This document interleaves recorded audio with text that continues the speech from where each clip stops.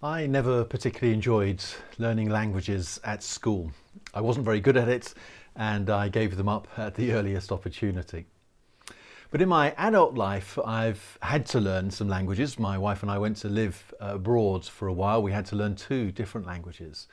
And I discovered then, to my surprise, not only that I could do it, but that I actually quite enjoyed it.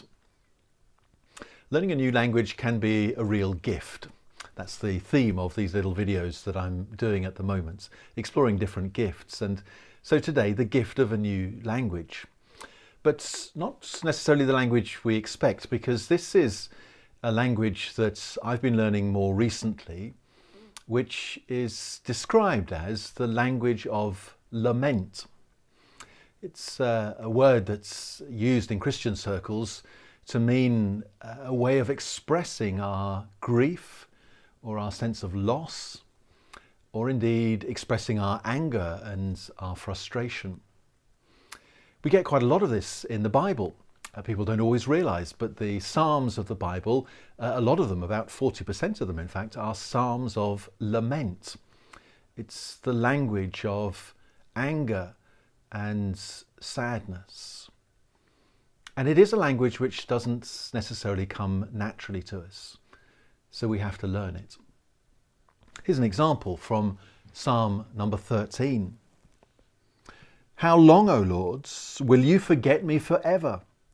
How long will you hide your face from me? How long must I bear my pain in my soul and have sorrow in my heart all day? How long shall my enemy be exalted over me? The language continues. It's an outpouring of grief, but addressed to God.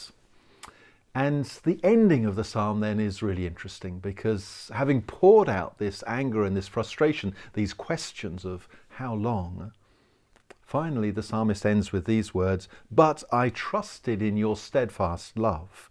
My heart shall rejoice in your salvation. I will sing to the Lord because he has dealt bountifully with me." An amazing expression of trust and confidence in God. But it only comes after the expressions of loss and grief and anger. There's something for us to learn at the moment in the church, with all that's going on in our world, about how we learn a language of lament, such that we can then find a place of trust and confidence in God.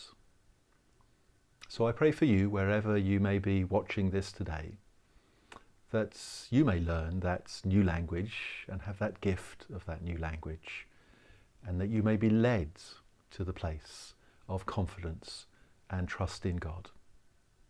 Amen.